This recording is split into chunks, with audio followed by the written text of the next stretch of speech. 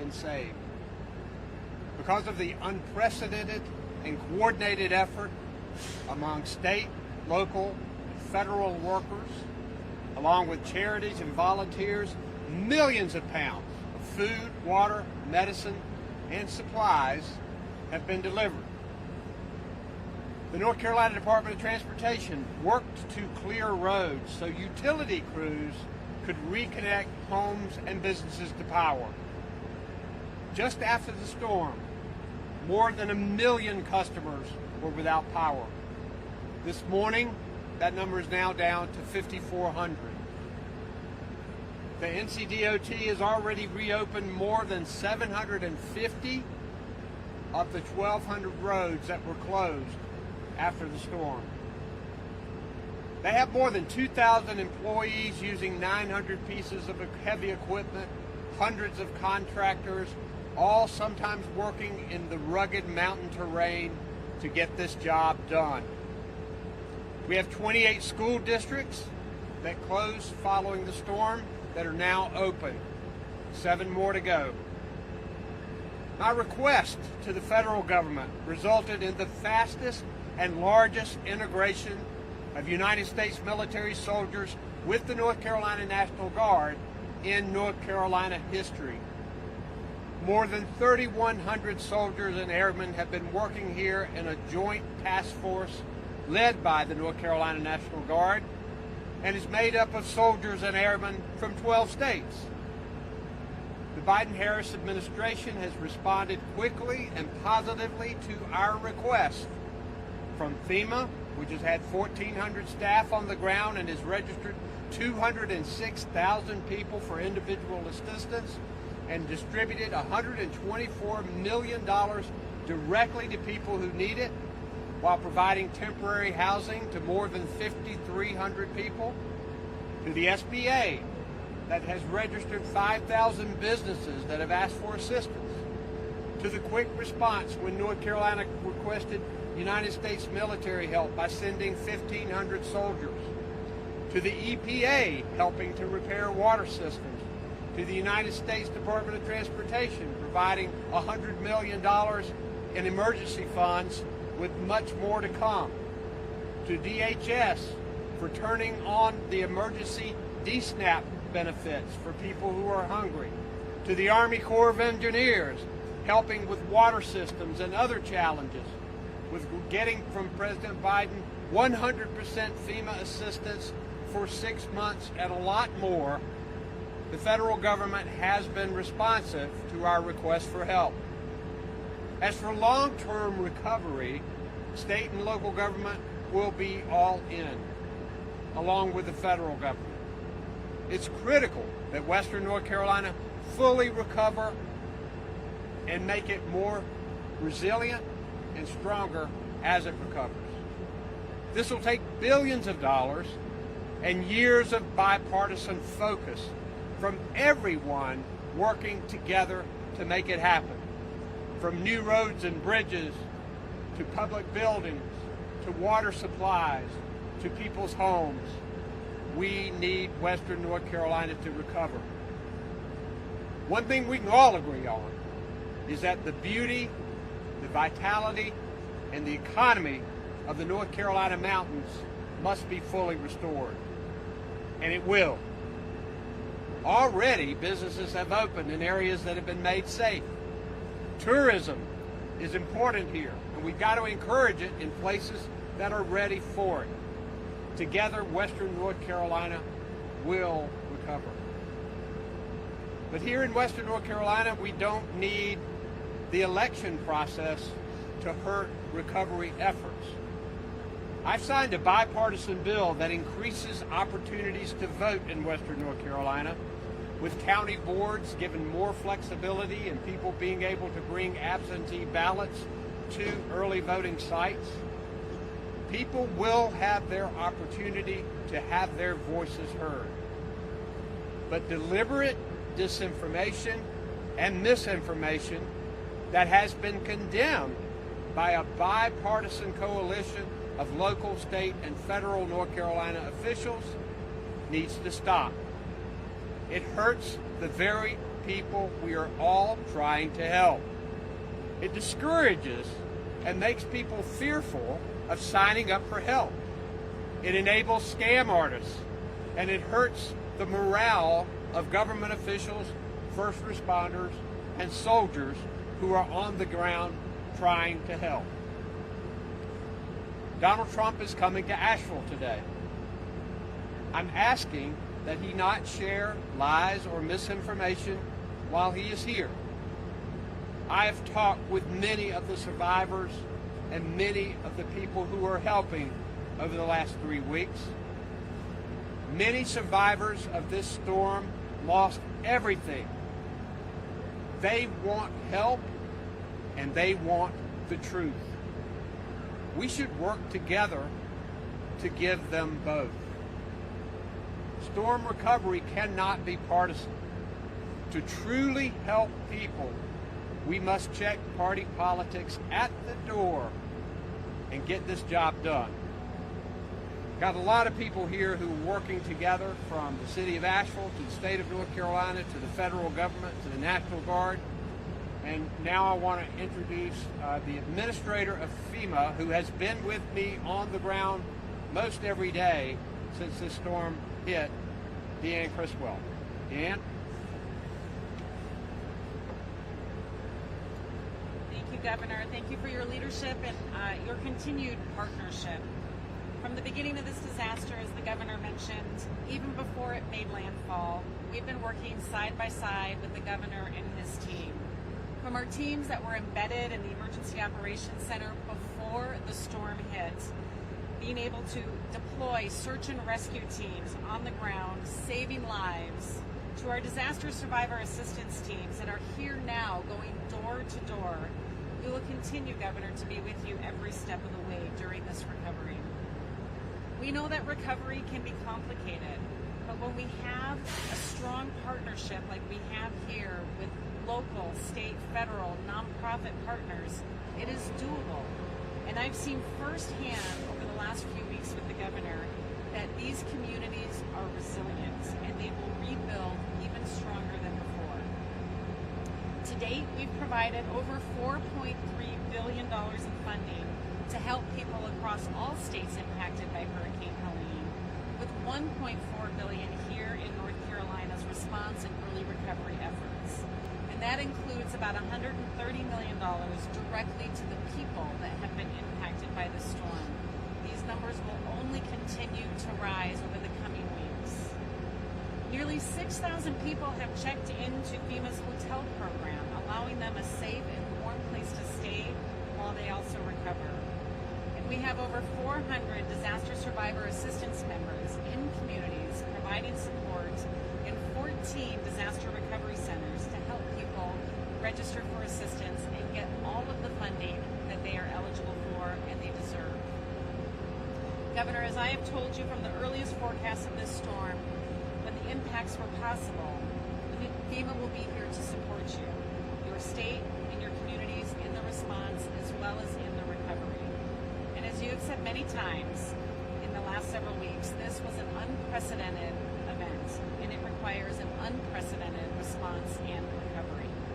And what I have learned traveling with the Governor over these past few weeks, as well as from past recoveries across the nation, is that they work best when the community doesn't just have a seat at the table, but they have a leading role in the recovery itself. And that's why today, what we are launching is a new initiative and a new commitment to be hiring community liaisons in the impacted counties. We know that so many people have temporarily lost their jobs. We know that others just want to be able to give back. And we want to help keep people in these communities while they recover.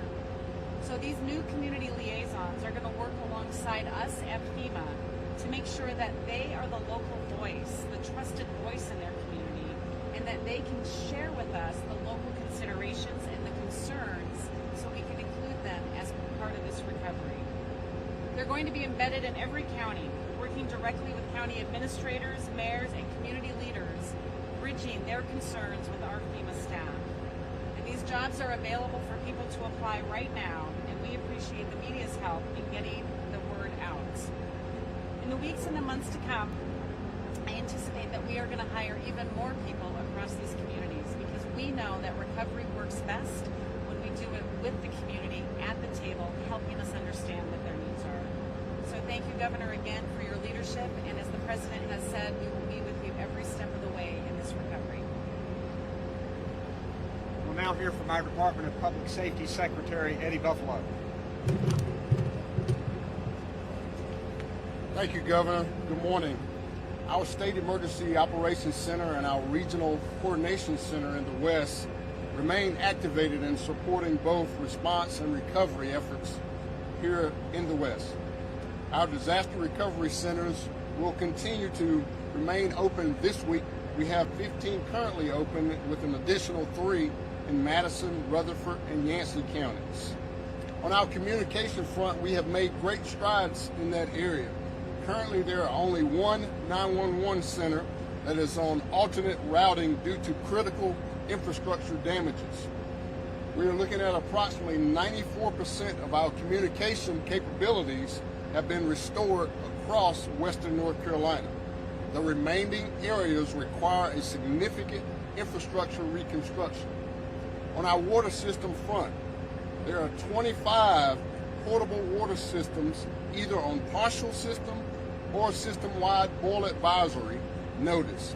15 systems need bacteria results to clear the advisory. Additionally, one system, only one, remains without power.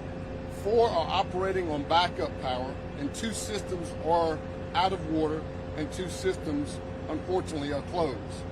There are 224 wastewater treatment facilities in the affected area that are operating under normal operations. Additionally, 27 wastewater treatment plants are partially operational or operating on backup power. 5 have no power. 10 are closed with significant damage. 1 continues to have no access, but we're continuing to work with the National Guard and our Department of Transportation to assist with that access.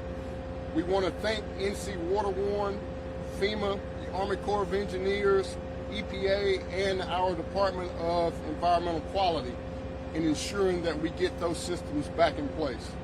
We currently have 11 shelters that are operational with 472 occupants and 62 pets. Our mass feeding continues across 14 counties, providing over 450 meals so far. Our comfort stations, such as the one that we're located here today in Asheville, are open here in Asheville, Swannanoa, and Weaversville.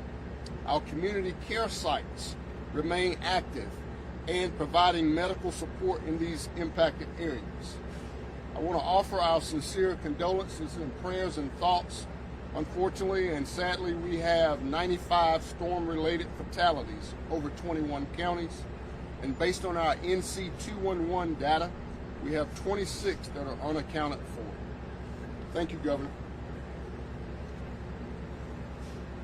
Thank you, sir. We'll now hear from our Secretary of Transportation, Joey Hopkins. Thank you, Governor. Good morning.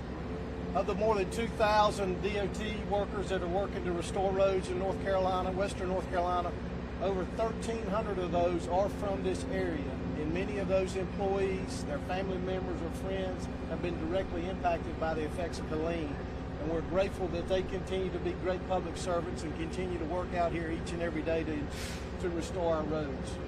We do have over 250 transfers from other parts of the state that are out here working. We have almost 400 central employees that are working in support of Helene recovery.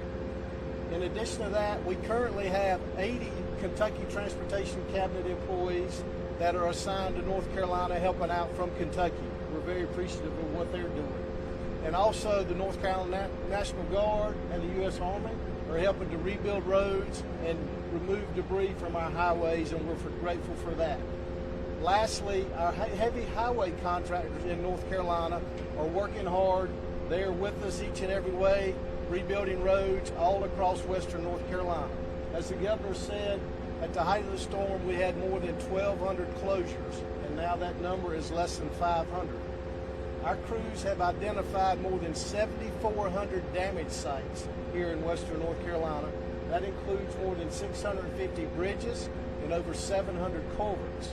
Of those bridges, we expect 120 of them at least to need to be replaced. Our field assessments are now complete, and so with that, we do have initial estimates. These are very preliminary numbers, but we're estimating to be about $5 billion to restore our transportation infrastructure here in North Carolina.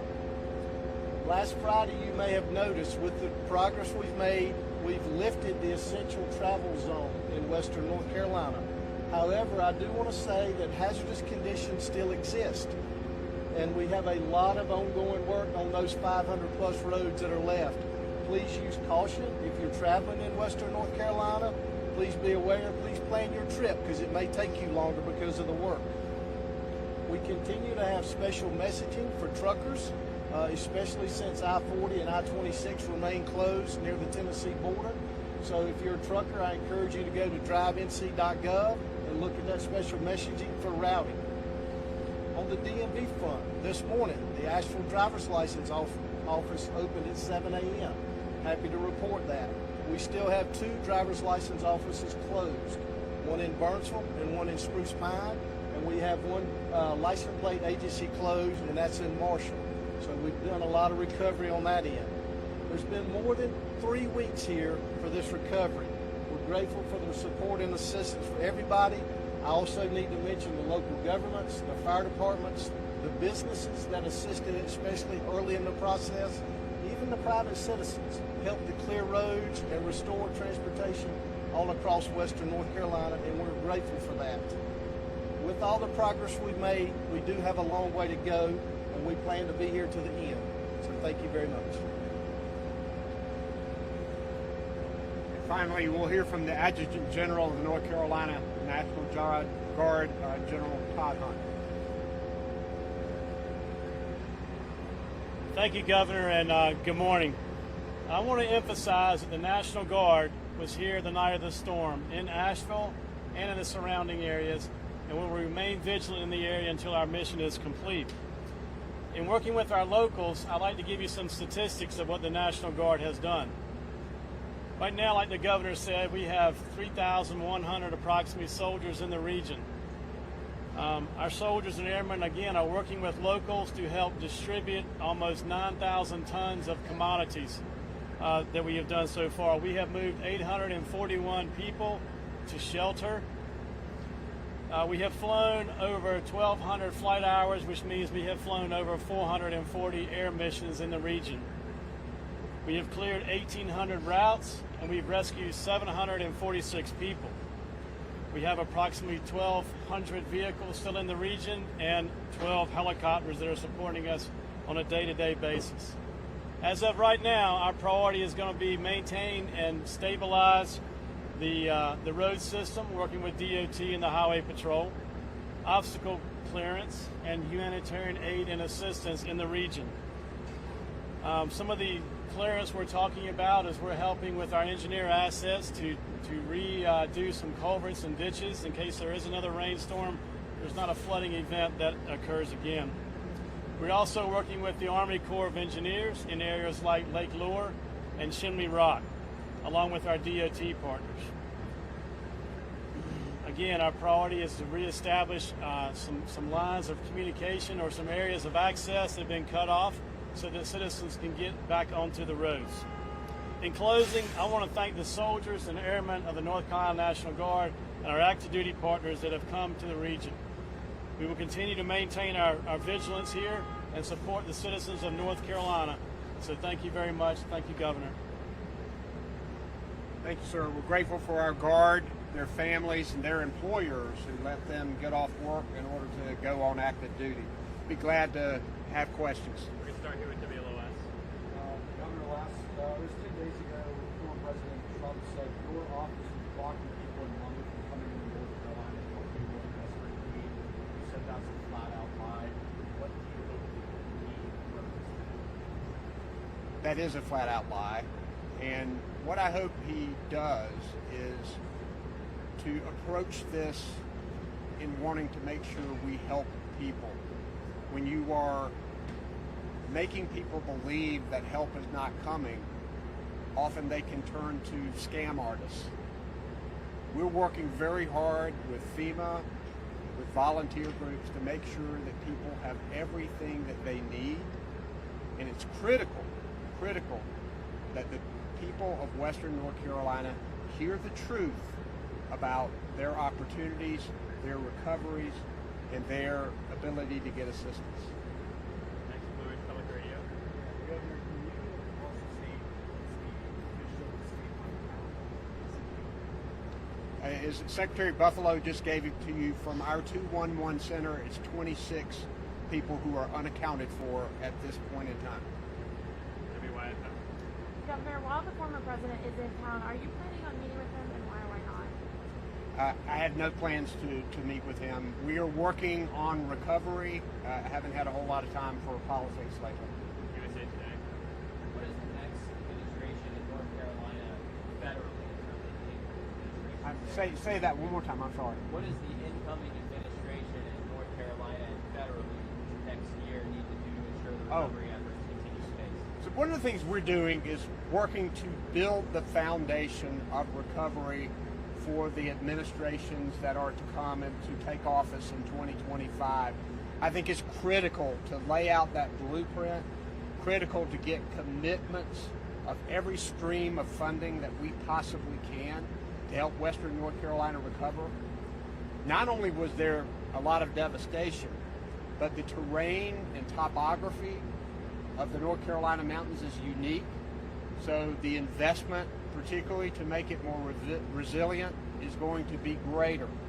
So that commitment of resources and that plan of action is going to be critical for the administrations at the state and federal level that are to follow. With the unique terrain of Western North Carolina, will all the roads and bridges be able to be rebuilt, or will there be other options? So we're going to work on making sure that everything is rebuilt, also keeping in mind resiliency. We know where this water can go now. So bridges have to be rebuilt in a stronger way. It may be that routes have to be redetermined as to where it goes. But I think the idea is that in order to connect the people of the mountains, which is so important, we need to invest to be able to do that. And I'll call on Secretary Hopkins if he wants to comment on that. Yeah, I'll just add, thank you, Governor. I'll just add this. You know, transportation is vital to what we do each and every day. None of us got here without using our transportation network. None of us will leave. The clothes we wear come on our transportation network. Our food does. We get to emergency services, schools where we work. We're going to do everything we can to rebuild the transportation network here in Western North Carolina. Thanks, y'all. That's all we've got today. Thank you, guys. Appreciate it.